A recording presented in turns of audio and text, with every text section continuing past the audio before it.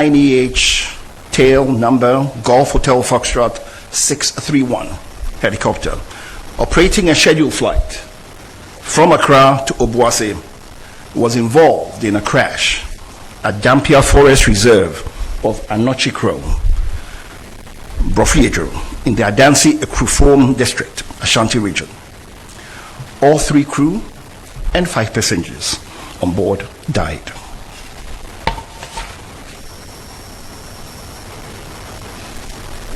The President of the Republic of Ghana, His Excellency John Dramani Mahama, directed the Acting Minister of Defense to constitute an accident investigation board. The Ministry of Defense, on the 25th of August 2025, announced through a press release the establishment of the board mandated to inquire into the causes and circumstances leading to the Z9 Echo Hotel helicopter accident.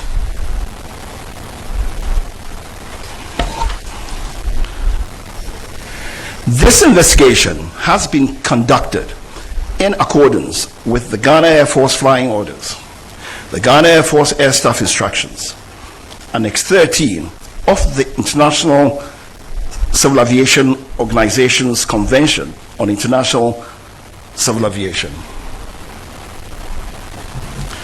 Generally, investigations under these regulations are conducted to determine circumstances leading to the accident and prevention of future accidents and incidents.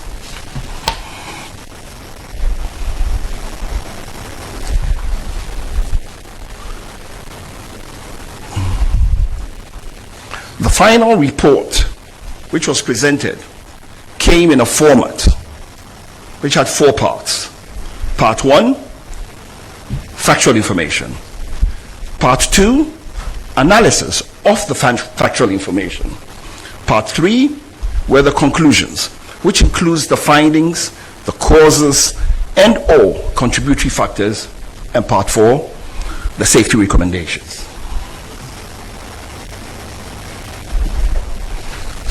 The composition of the board.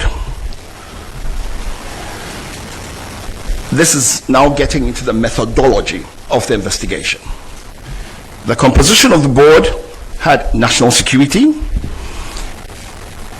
Ghana Armed Forces personnel, personnel from the Aircraft Accident and Incident Investigation and Prevention Bureau, Ghana, National Intelligence Bureau, and we had some staff from the US Air Force also with us.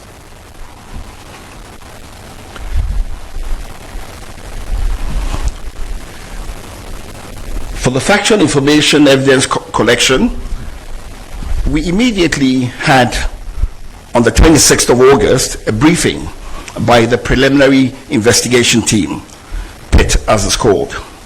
Now, the preliminary investigation team were sent out on the same day of the accident by the Air Force.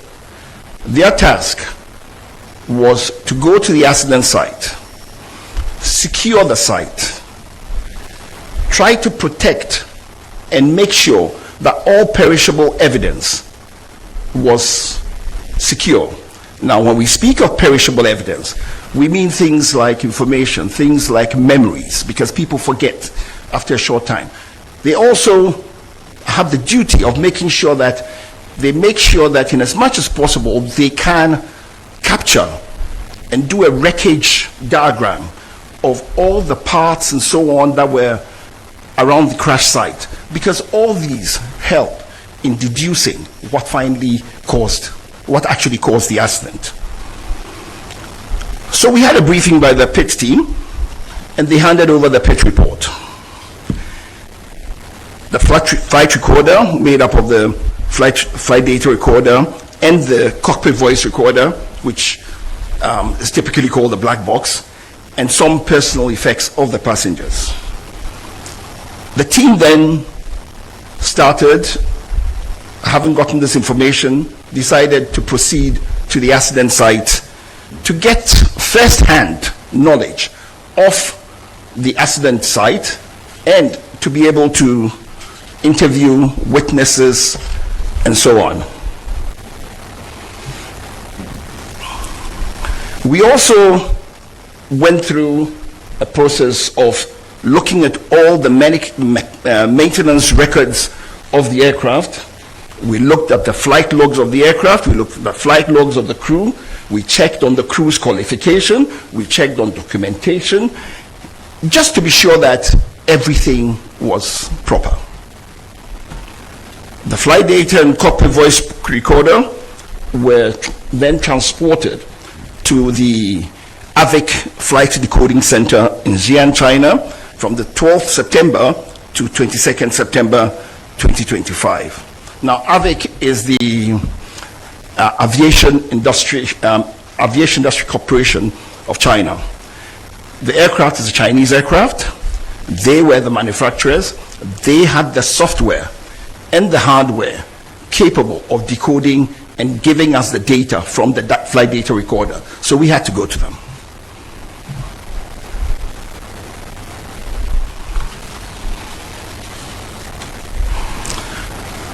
We also decided, as is normal with investigations, to look at the human factors and operational information.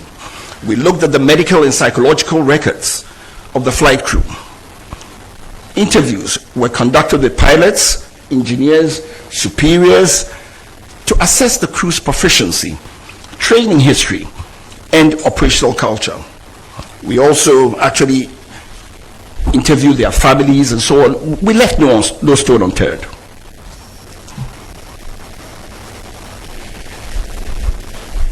We also interpreted the weather. We looked at the weather on the day. And we looked at the METAR, which is the actual weather at the aerodromes. We looked at the TAFs, which are the terminal aerodrome forecasts, eyewitness observations, and then we also took data from the Ghana Meteorological Agency.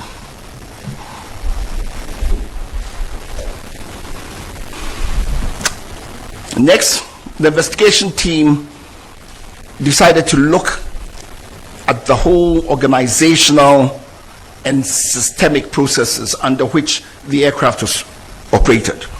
So we examined the Ghana Air Force policies, their flying orders, and their operational oversight mechanisms.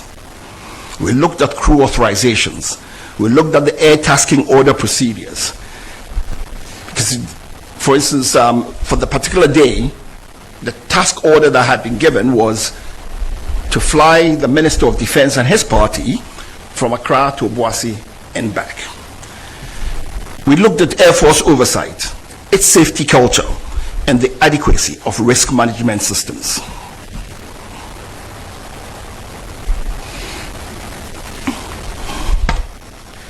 Having gotten all this factual information, we then moved to analysis and reconstruction. Using data from the flight data recorder and cockpit voice recorder, radar tracks, and eyewitness accounts, the flight path was reconstructed. We also looked at various analysis of several data and other similar accidents. And then we pieced together the sequence of events leading to the accident. From that, we came up with our findings and causes, and then finally the safety recommendations.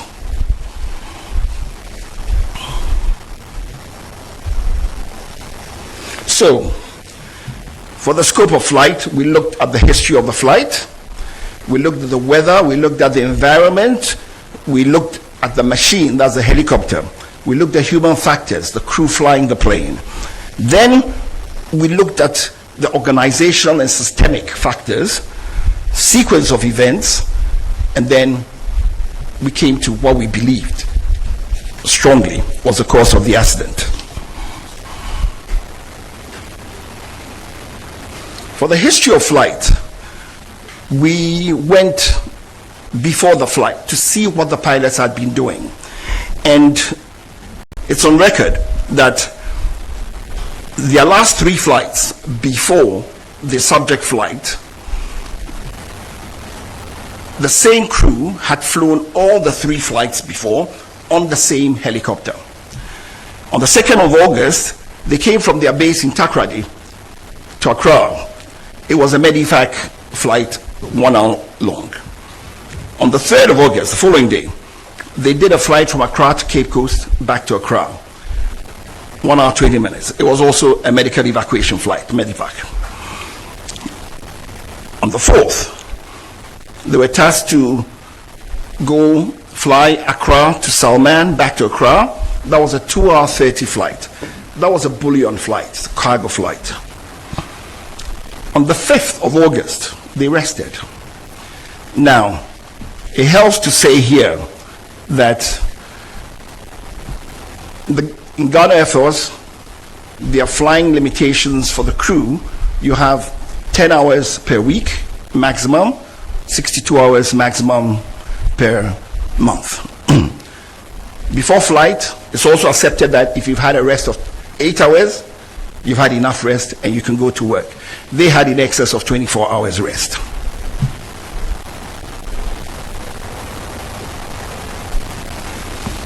On Wednesday, 6th August,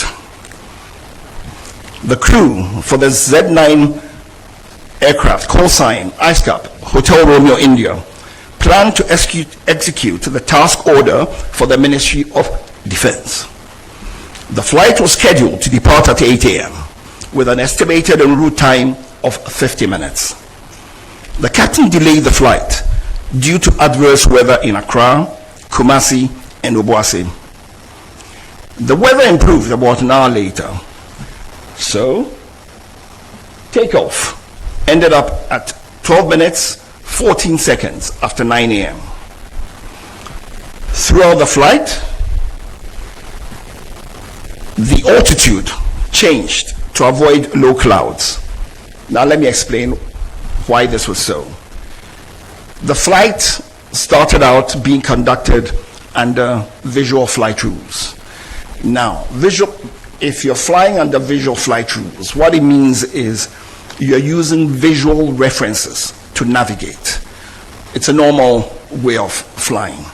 So they were using visual cues to navigate to go to Obuasi.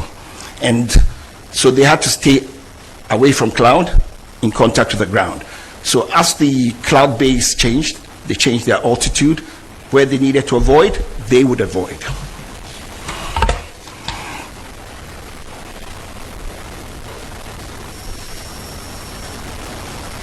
I'd like you to take a look at these 2 pictures. Now, first of all, these pictures were taken in the environs of where the accident took place.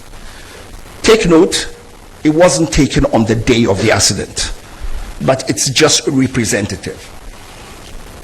The picture on the left shows the morning weather and shows you the visibility, gives you some idea of the visibility on the day.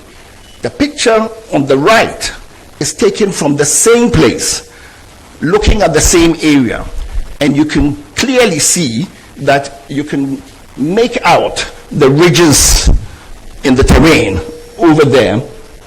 And it's noteworthy that on the day of the flight, this visibility you are seeing that I'm telling you, you can't even see that as you can see. On the day, the visibility was much worse. From eyewitness accounts, the visibility was down to close to 200 meters at some point.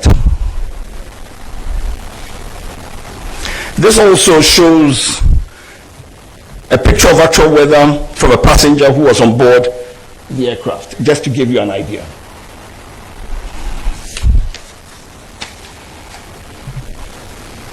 The weather in the southern Ghana was poor on the day, which delayed departure for about an hour.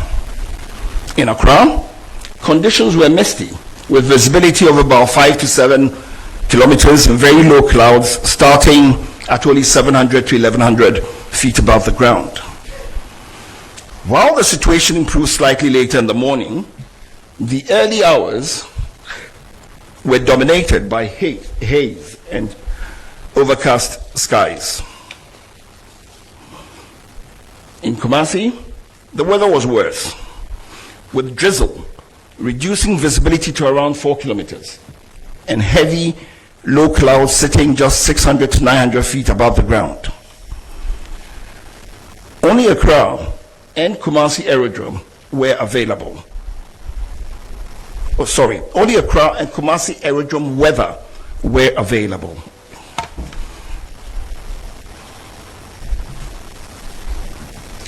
There was no formal information on the weather available to the pilots along the flight route. Witnesses reported poor visibility due to fog and rain at Borɔfo Yedru and its environs.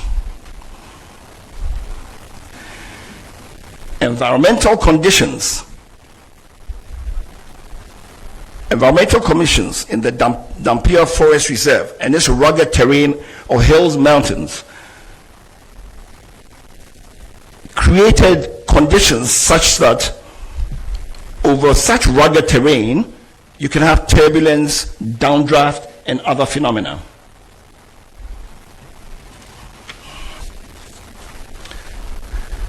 Now, to look at this is what we're talking about. This is a known aviation phenomenon when you have such rugged territory. And what ends up happening is turbulent wind currents occur usually around ridgelines, mountains, and hills, and can generate sink rates in excess of 1,000 feet a minute in moderate wind conditions. These sink conditions can often exist well above the barrier that induces the eddies.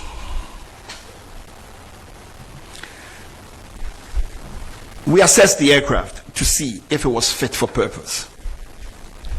The helicopter entered the Ghana Air Force Service in May 2015, having been manufactured in 2012, and it reached its 10-year service threshold on 18th May 2025. Aircrafts have periodic checks to make sure that they are fit for service. The Air Force has 25-hour checks, 50-hour checks, and 100-hour checks.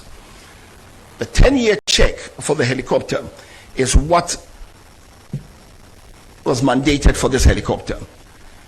Now, as is usual, an operator, in this case Ghana Air Force, requested from the manufacturer an extension. And it's normal, happens in civil flying, happens with any type of flying. The manufacturer gave a 90-day extension to 18th August 2025, and basically the helicopter met all the basic safety requirements. That notwithstanding, it sort of met a 100-hour check, so the Air Force also did a 100-hour check on the helicopter before the flight. The aircraft on the day was declared serviceable and duly signed off by both the engineers and the captain. The flight data report indicates that the helicopter was in good working condition. The helicopter, however, did not have some avionic safety enhancements.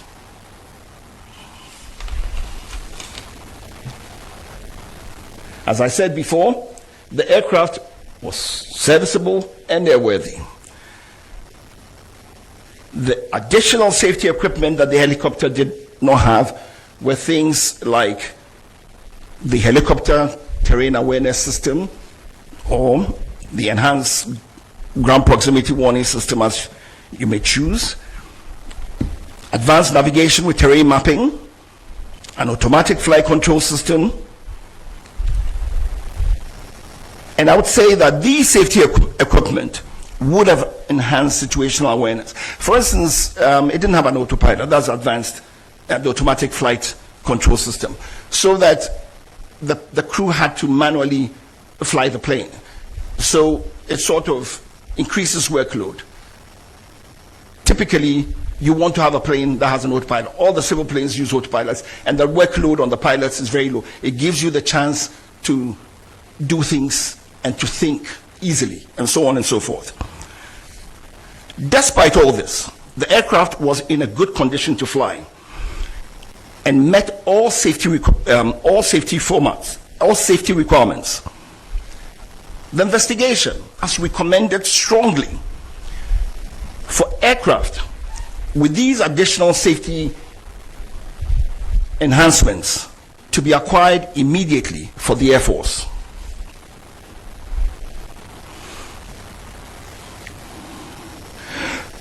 To rule out any potential human causes, we also examined the qualifications, experience, and competence of the crew.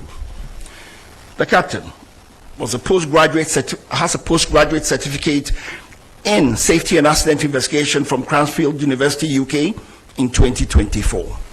The captain was a qualified FAA, that's the Federal Aviation Administration, commercial and instrument rated pilot from Bristol Academy, Florida, USA, in April 2015, 10 years ago. Within the Ghana Air Force, he was recategorized in March 2025 as a Cat C pilot.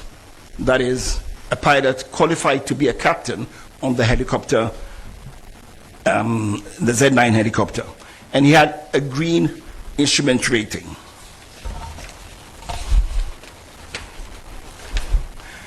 In the Air Force, they have gradings for pilots, categories for pilots from A to D.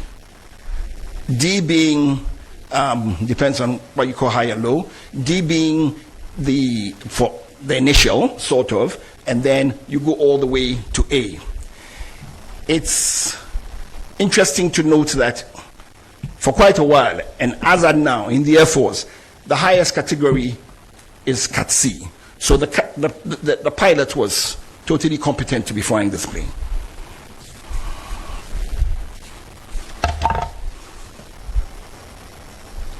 The co-pilot was also a qualified FAA commercial and instrument rated pilot from Bristol Academy, Florida, and he qualified in April 2023. In December 2024, he was recategorized within the Ghana Air Force as a Category D pilot on helicopter type with a white instrument rating. To further rule out any potential human causes, we examined the medical and psychological records of the crew. A review of the medical and personal records revealed no known medical or psychological conditions in the captain, co-pilot, or technician at the time of flight. All three were described by witnesses as calm, prepared, and professional during the pre-flight activities. Fatigue or medication was not considered to have materially affected their performance on the day of flight.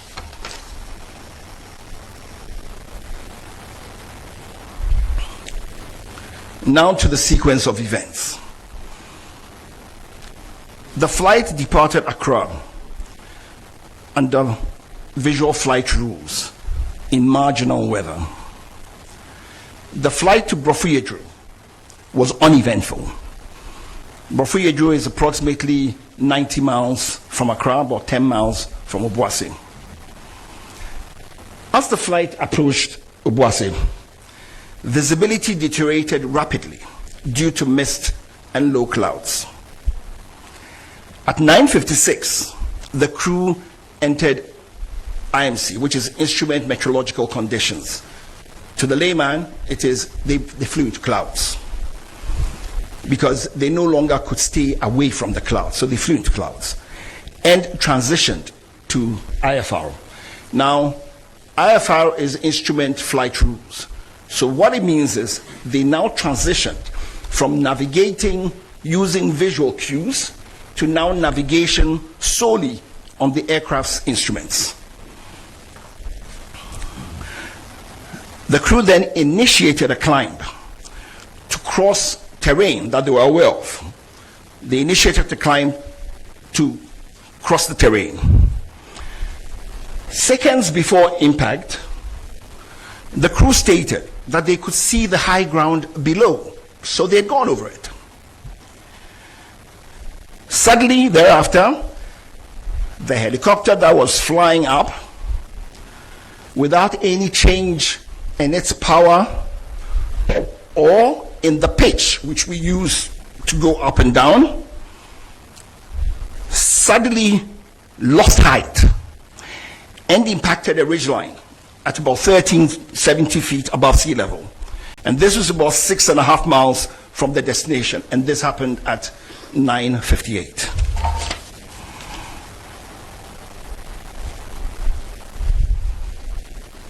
Said all that.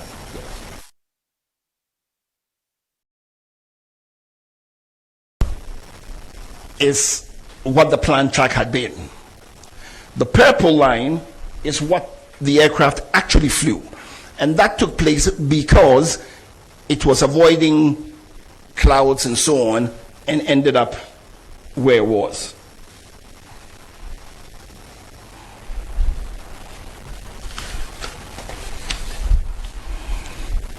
Now to our findings. The helicopter was airworthy, but it lacked additional safety enhancements. For instance, the terrain awareness warning system. Now, you know, the terrain awareness warning system, for instance, is predictive. So what it does is it tells you, warns you, it gives you a better picture of the situation and puts the pilots in a better, it gives them, puts them in a position to make better judgments, to be able to see everything and be able to foretell if there are any things that could possibly create a problem. But they lack additional safety enhancements required for the weather phenomenon over that terrain.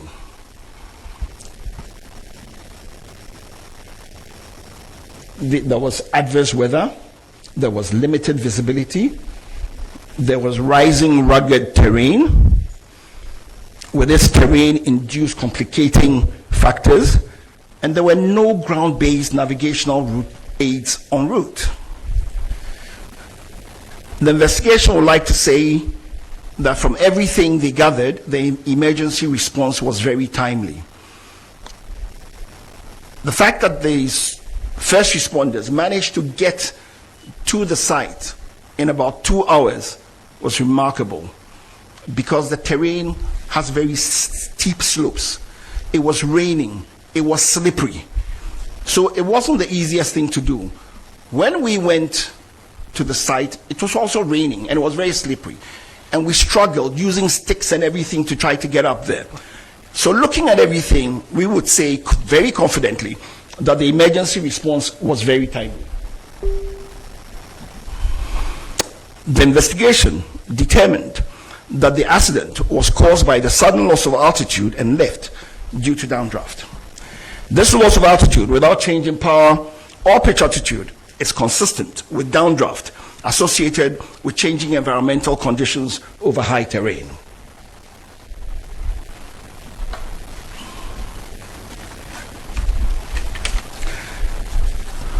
In our findings also,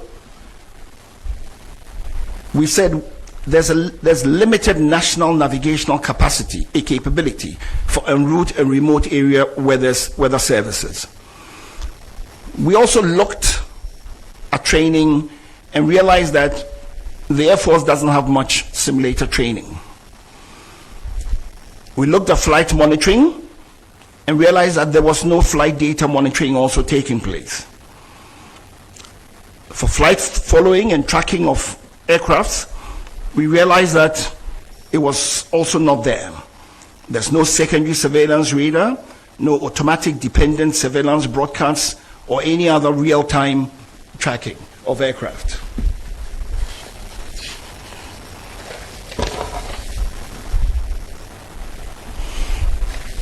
Our safety recommendations. There is a definite need to modernize the fleet of the Ghana Air Force.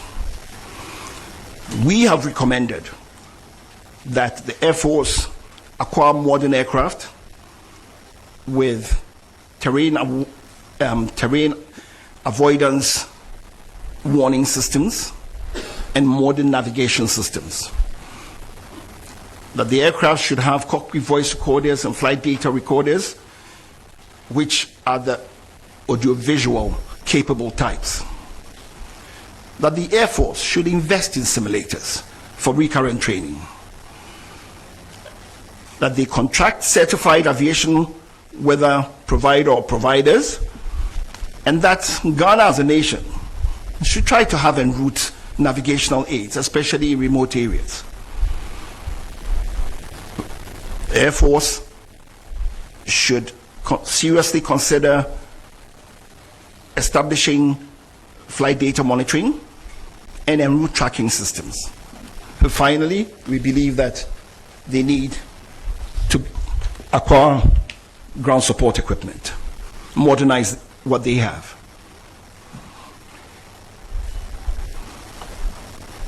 In conclusion, the helicopter accident was an unfortunate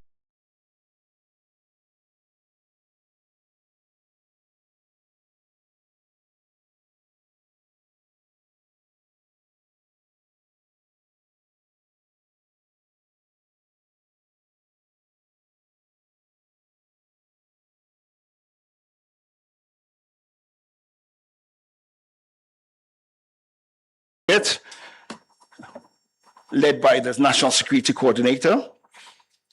It made what was a really difficult job for us much easier to do and encouraged us to do and persevere to come up with these results. I'd like to say thank you also to the US team that joined us for a period of the investigation. The Chinese, for their warm welcome of us when we went to China, weather-related for the decoding, Chinese, and all the assistance so that they gave for us, their warm welcome of us when we went to China for the decoding, and all the assistance so that they gave us. They were very professional, and they worked with us and got us everything that we needed to be able to fully understand what happened.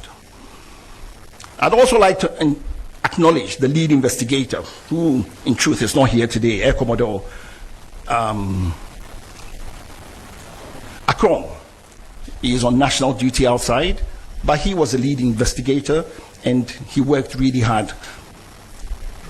I'd also like to acknowledge my mother organization, which is the Aircraft Accident and Incident Investigation Bureau, and its commissioner, Mr. John Wombati, for all the support he gave to us and the full availability of the AIB architecture to help us. And to the team that did this investigation, for their open-mindedness, their objectivity, their logic, their diligence and perseverance, and their dedication and commitment for over 2 months, working close to 7 days every day, sometimes from morning 9 till 9 at night, because we knew the country was hungry to know what had happened. And finally, to thank God for blessing us and giving us the fortitude, the mindset, and for guiding us to come up with this report, which we hope will bring closure to the families of our departed heroes and to the nation. Thank you.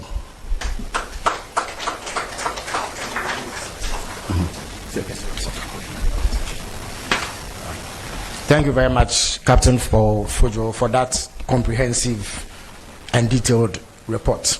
Well, at this stage, I would invite questions from members of the media present, so that any clarifications that are required are made before we leave. If you have a question, please take the microphone, identify yourself, the organization you work for, and ask it so that answers may be provided.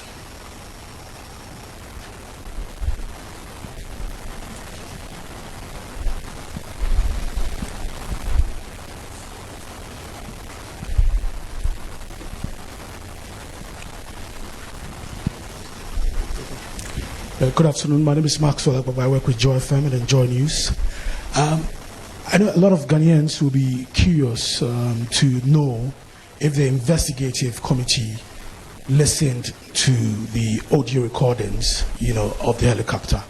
And I want to find out if indeed you listened, if it's possible to give us an idea of what happened in that moment. And then the second question, you talked about modernizing the fleet of the Ghana Armed Forces.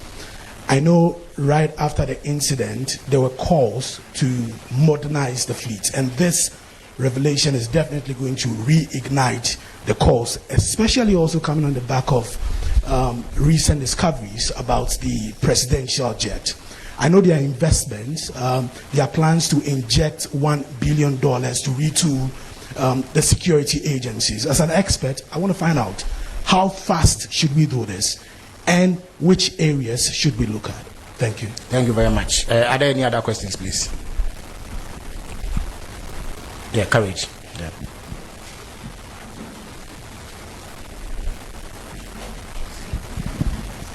Komla Kulicha, I work at Media General.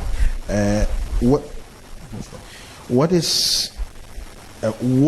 was the sudden cause of the loss of altitude for the aircraft, and also the fact that there was postponement in the airworthiness of the helicopter?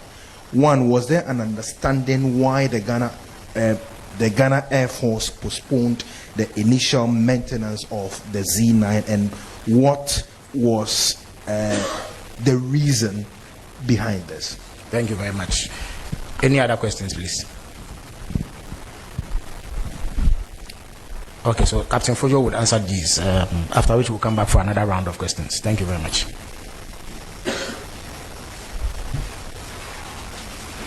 Thank you for your questions. Yes, we listened to the CVR. We listened to it several times. And it is part of what informed us of what caused the accident. And for modernization of the fleet, we think it should be done immediately. Tomorrow is not fast enough. As soon as the country can afford and do it, we should do it, because it would help the Air Force with this core mandate, part of which is to fly dignitaries all over the country. And I think we owe it to ourselves as a nation to make sure that we have aircraft fit for purpose, aircraft that are the highest technology, to make sure that everything is very, very safe. Yeah.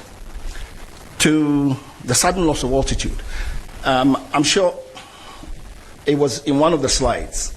When you over rugged territory, that's over terrain, dependent on the steepness and so on and so forth, it's very easy to have turbulence. It's caused by eddies and rotors. It's an aviation phenomena, right?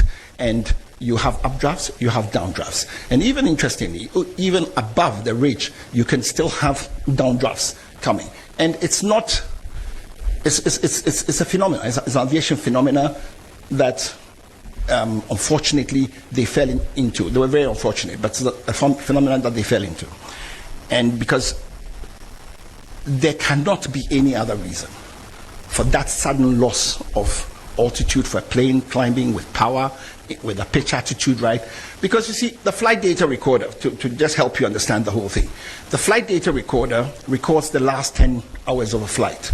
The cockpit voice recorder records the last 2 hours of a flight. The flight data recorder, this particular one on this helicopter, records 93 parameters every second. The 93 parameters is made up of 48 analog parameters and 45 switch positions. So, looking at the flight data report, you know where all the switch positions are, you know what the height of the plane was, you know the exact position of, you know it time bound. So, what we are saying is from informed data. It's not that we've just conjectured something.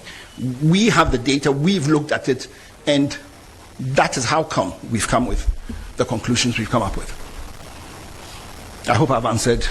Then the last one, the postponement of the maintenance. It's industrial practice. It's operational. In the airlines, it's done. Air Force doing it, there's nothing wrong with it. It's accepted practice. So there's nothing to it. I hope I've answered your question. Thank you. Thank you very much. If there are any more questions, I'll take them now. Yeah.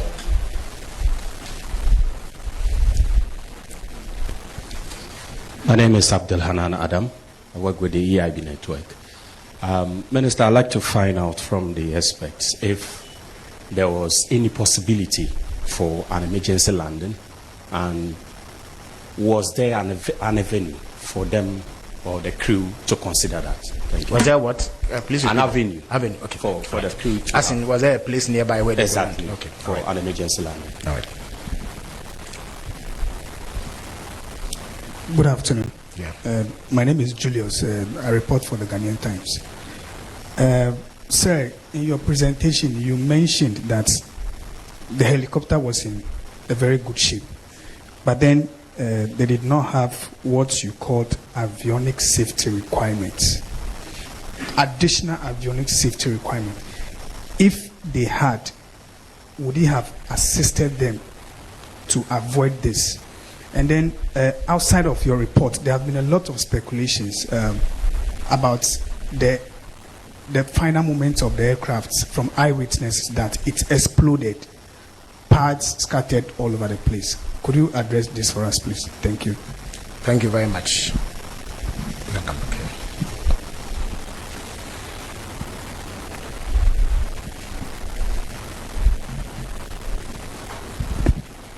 So I'm back again. If my memory could serve me right, I think the release by the Ghana Armed Forces just shortly after the announcement was made in this hall by the Chief of Staff did indicate that the heli went off the radar. But from the presentation, we are made to understand that there was no monitoring. I stand to be corrected though. How do we marry these two? All right. Thank you very much. Is there another question, please? Okay, so Captain Fojo will take these questions here.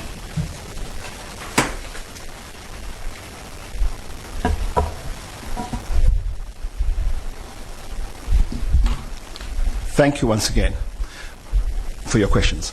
I would like to presume that when you say emergency landing, you mean a diversion, because an emergency landing is when something goes wrong with the plane, because nothing ever went wrong with the plane. The decision to continue or to do an intermediate landing is the discretion of the captain. The captain was confident that he didn't need to do it. That is why he didn't do it.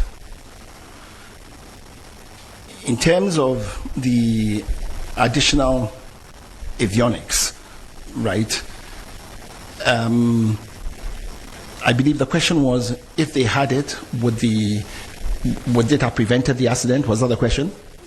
Okay. All I would say is it could have prevented the accident because it would have put the pilots in a better situational awareness mode. And it would have put them in a much better place to have taken decisions which could possibly have avoided this. But let's not kid ourselves. Let me just say something. What they went through is the sort of thing that even the best anywhere would have struggled to get out of, using what they were, with the limited instrumentation and so on that they had. The instrumentation, the instrumentation was fit for everything, but what we are saying is, I guess it's like saying that more meat never spoils the soup. It's, if you have all these other enhancements, it really helps. The Air Force the Air Force would be happy to have these enhancements because they know what it would help them do, and it would make our dignitaries and so on much safer when they fly. So that is why we are recommending that. But it doesn't mean that the fact that those enhancements were not there, that is why the accident happened. No, it would be wrong to say so. That would be too far-fetched. In terms of the explosion, there was no explosion before. You know, the Z9 helicopter, its fuel tank actually is under the where the passengers sit, right? So when it impacted, and don't forget, it was doing a flight to Obuasi and back. It wasn't going to refuel in Obuasi. So it had fueled up well. So on impact, that is when the explosion took place. We looked at all that. We looked at the corroboration. The time when, because you see, when there was the impact, when the explosion took place, don't forget, there were eyewitness accounts. So the eyewitness accounts tally with what we're saying. In terms of the helicopter going off radar, our radar systems in the country are just Accra, Kumasi. The route they were flying, together with the height at which they were flying, it was very easy for them to go off radar. It's normal. Flight monitoring, which is what we're talking about, is different from being on a radar, right?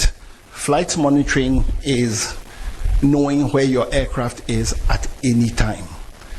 It doesn't have to be on a radar screen. It can be through messages. That's why we said things like secondary surveillance, radar broadcasts, and so on and so forth, right? But it's a tracking system, okay, and it should be done for all Air Force aircraft. In fact, in the civil world, airlines, by law, have to track the aircraft. So what we're asking for is, we're not asking for the moon. It's something that must be done. I hope I've answered your questions. Thank you. So if there are any final questions, we will take them. Otherwise, we call it a day. All right. So thank you very much for coming. And thanks to Captain Fojo and his team for delivering a comprehensive report, which, for all intents and purposes, should put to rest any doubts about the events of that fateful day. Thanks all. Thanks to you all for coming here. All right.